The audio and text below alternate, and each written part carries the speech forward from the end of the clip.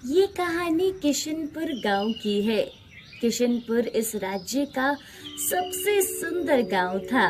चारों ओर हरियाली और ऊंचे ऊंचे पहाड़ इस गांव की सुंदरता को और भी बढ़ा देते थे। ऐसा कहा जाता है कि परियां परीलोक से इस गांव में घूमने आती हैं और यहाँ के कुछ लोगों ने उन्हें देखा भी है। इस गांव के अधिकतर लोग खेती करते हैं और उसी से उनका परिवार चलता है। मेघा और सोहन भी इसी गांव में रहते हैं, जो अपने खेतों में काम करते हैं।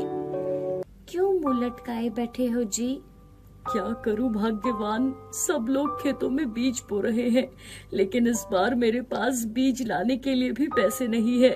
अगर बीज नहीं लिए तो इस बार खेत भी खाली रह जाएगा। और तुम तो जानती ही हो, अगर खेत में कुछ नहीं बोएंगे तो इस साल हम क्या खाएंगे। मेघा कुछ बिना बोले ही वहाँ से अंदर चली जाती है और रसोई से एक पोटली लेकर आती है। पिछले साल जो घर के पीछे कुछ पालक लगी थी वो फूल गई थी, बस उसी के बीज मैंने संभाल के रख लिए थे। इस बार इन बीजों को ही आप खेतों में लगा दो। ये बीज अच्छे तो होंगे ना? पिछली बार मैंने कितनी बार यहाँ से पालक काट कर बनाई थी, इस बार तो कुछ निकल ही आएगा। वैसे भी अब खेत खाली रहने से तो अच्छा है ना कि हम ये बीज वहाँ बो दें। कुछ ना कुछ तो हो ही जाएगा ना जी। तो ठीक है, फिर आज ही हम इन्हें अपने खेतों में बो देते हैं। दोनों अपने खेत में जाते हैं और काम करना शुरू कर देते हैं। सोहन अपने खेत में पालक के बीज बो रहा था। इस बार ये पालक अच्छे से हो जाए, इसको तो कई बार काटकर बेच सकते हैं। तभी वहाँ गोपाल और अशोक आ जाते हैं। अरे सोहन, ये किस चीज के बीज बो रहे हो तुम दोनों? पालक, इस बार मैं पालक के बीज बो रहा हूँ भाई। तुम्हें पालक ही मिली थी क्या? इससे क्या कमाई करोगे भला? आधी तो जानवर ही घास समझकर इसे खा लेते हैं। और वो लोग वहाँ से हंसते हुए चले जाते हैं। पता नहीं इन लोगों को क्या परेशानी है, भला मैं कमाऊं या ना कमाऊं, इन्हें क्या फर्क पड़ता है। बस दूसरों के काम में उंगली करना तो इनकी आदत बन गई है। आप इन पर ध्यान ना दो ना, इनका तो काम ही है ये सब कहने का। कुछ दिन बीत जाते हैं और सोहन के खेत में हरी हरी पालक उग जाती है। सोहन और मेघा सुबह सुबह अपने खेत में जाते हैं। मेघा, देखो ना कितनी सुंदर पालक उगाई है, और एक हफ्ते तक हम इसे काटकर बाजार में भी बेच सकते हैं। मेघा पालक के पत्तों को ध्यान से देख रही थी। सुनो जी, यहाँ पे कुछ है। सोहन ध्यान से देखता है तो एक छोटी नन्ही सी परी पालक के पत्ते पर सो रही थी। मेघा, ये तो बहुत सुंदर है, बिल्कुल परी के जैसे। जी, कहीं ये परी तो नहीं है? उन दोनों की आवाज सुनकर वो नन्ही परी उठ जाती है। तुम कहाँ से आई हो? मैं एक परी हूँ। कल रात को अपनी सहेलियों के साथ परीलोक से इस गांव में घूमने आई थी। हम इस हरे हरे मुलायम पत्तों के ऊपर खेल रहे थे।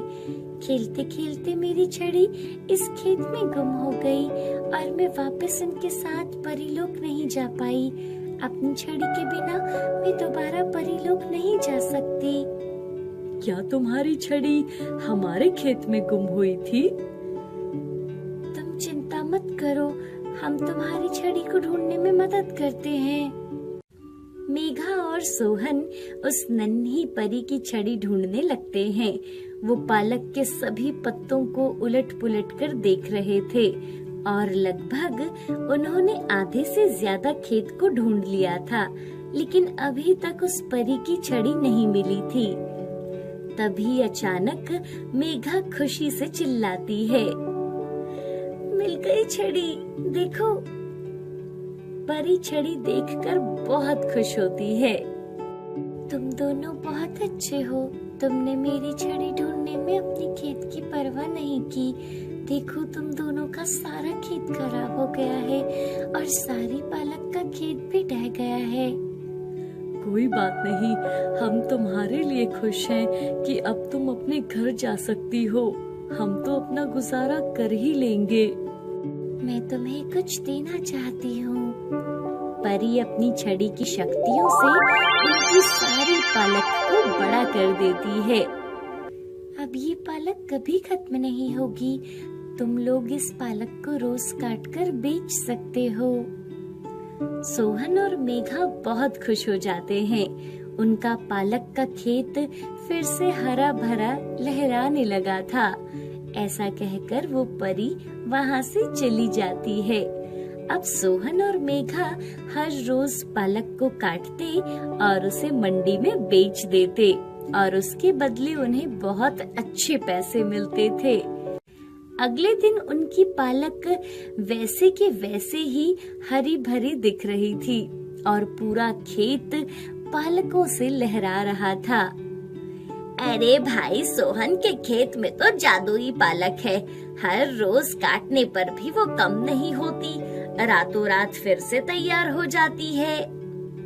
पता नहीं ये कहाँ से लाया है ऐसे जादुई पालक के बीज। अच्छा, फिर तो इस बार सोहन से ही मैं उसके पालक के बीज लूंगा। ये सोहन उस पालक की वजह से गांव का सेठ बनता जा रहा है।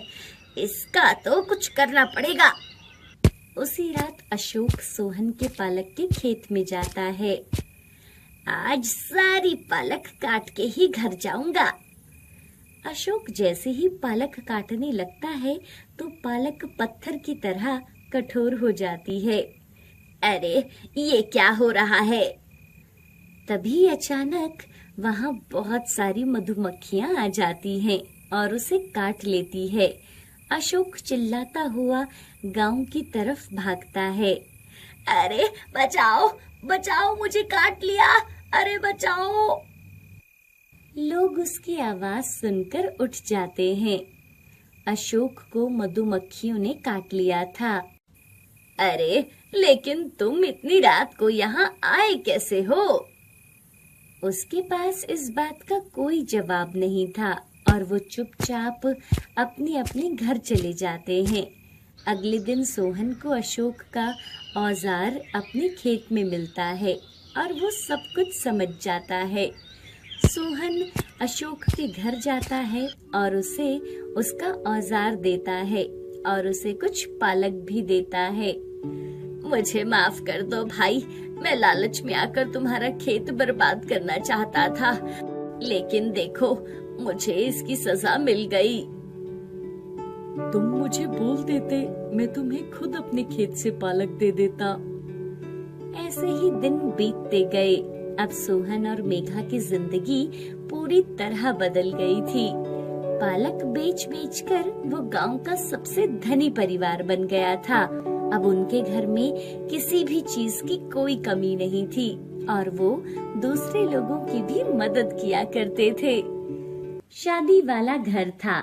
राधिका अभी नई नई शादी करके अपने ससुराल आई थी। घर में बहुत सारे मेहमान बैठे थे। रात को उसके पेट में अचानक से दर्द होने लगा। दीदी, टॉयलेट कहाँ है? मुझे शौच जाना है। हाँ हाँ चलो, मैं तुम्हारे साथ चलती हूँ। और वो टॉर्च साथ लेकर जंगल की ओर चल पड़ते हैं। अरे दीदी, टॉयलेट घर से इतना दूर क्यों बनवाया है? अरे यहाँ कोई टॉयलेट नहीं बनाता, हम तो जंगल में ही शौच करने जा रहे हैं। अब तुम भी इसकी ना आदत डाल लो। यहाँ पे सब ऐसे ही जाते हैं। तुम्हें बताया नहीं देवर जी ने कि यहाँ पे सब ऐसे जंगल में जाते हैं? राधिका को ये सब सुनकर बहुत अजीब लगता है। हमारी तो इस बारे में कभी बात ही नहीं हुई। मैं तो जंगल नहीं जा सकती। इनको बोलूंगी कि जल्दी घर में शौचालय बनाएं। अच्छा, अब तुम वहां जाओ, मैं देखती हूँ कि कहीं कोई आ ना जाए। राधिका कैसे भी उस रात शौच जा आती है राधिका को वहाँ बहुत डर लग रहा था। राधिका और नंदिनी घर वापस आते हैं। रात को राधिका मनी से बात करती है। मनी, ये क्या है? तुम्हारे घर में शौचालय नहीं है? तुम्हें पता है अभी मैं नंदिनी दीदी के साथ जंगल में जाकर आई हूँ। तुम ना कल ही घर में शौचालय बनवाओ। मैं पिताजी से इसके बारे में बात कर चुका हूँ, लेकिन वो मानने को तैयार नहीं है। इसमें प्रॉब्लम क्या है? आज के समय में भी तुम लोग बाहर खुले में शौच जाते हो। इससे पता है कितनी बीमारियां फैलती है, और ऊपर से जंगल में जानवरों का भी खतरा रहता है। यहाँ सब ऐसे ही जाते हैं। तुम रहने दो, मैं कल ही माँ और पापा से बात करती हूँ। माँ जी, घर में शौचालय नहीं है और मनी सोच रहे थे कि घर में एक शौचालय बनवा लेते हैं। रात में बारिश के मौसम में बाहर जाने में बहुत प्रॉब्लम होगी। तभी उसके ससुर रामपाल उसकी बात सुन लेते हैं। क्या शौचालय, वो भी घर में? छी छी छी, कैसी बात कर रही हो तुम बहू? मेरे जीते जी इस घर में शौचालय नहीं बनेगा। राधिका शहर की लड़की थी। वो जंगल में खुले में शौच नहीं जाना चाहती थी। वो कई बार अपने दोस्तों के साथ ट्रैकिंग पर भी जाया करती थी और वहां लोग टॉयलेट टेंट यूज करते थे। अच्छा, ऐसा करती हूँ, अपने लिए एक शौचालय टेंट ऑर्डर कर देती हूँ।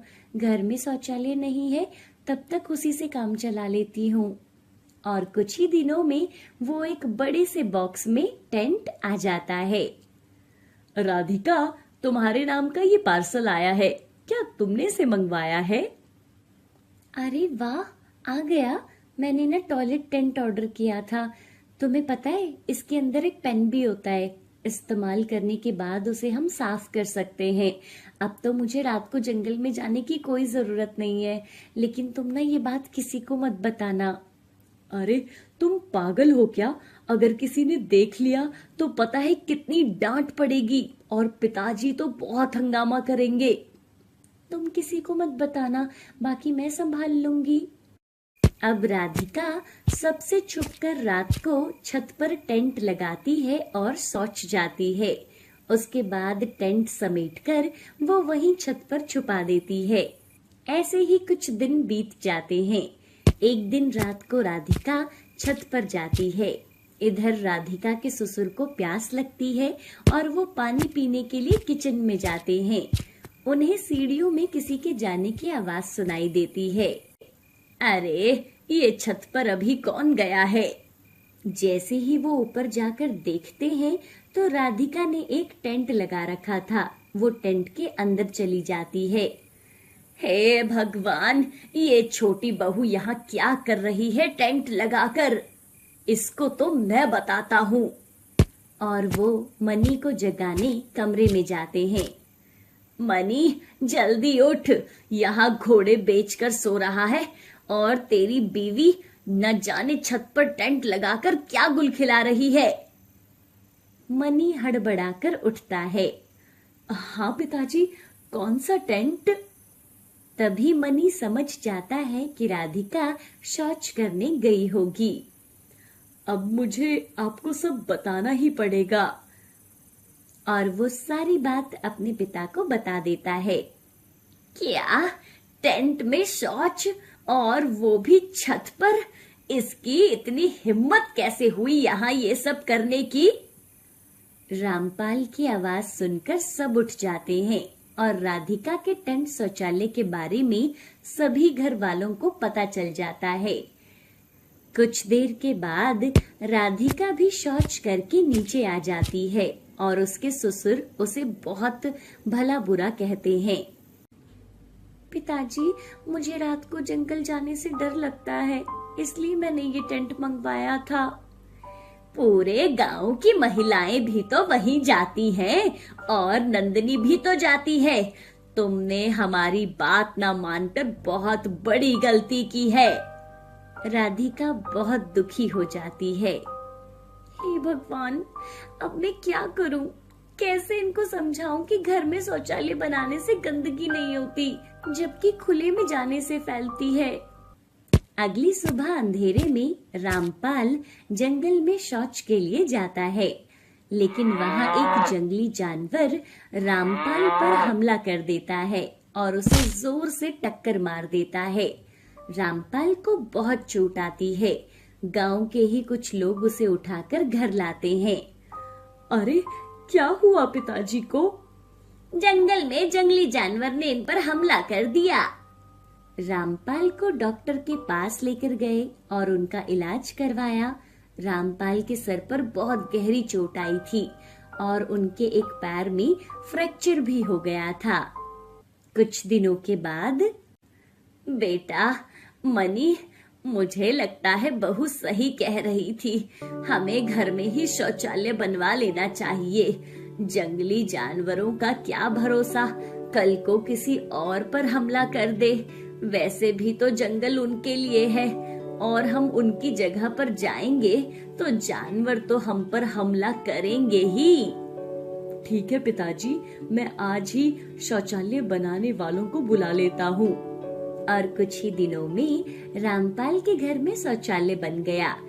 अब सब बिना किसी डर के शौचालय में शौच जाते और देखते ही देखते बहुत सारे गांव वालों ने अपने अपने घरों में ही शौचालय बनवा लिए।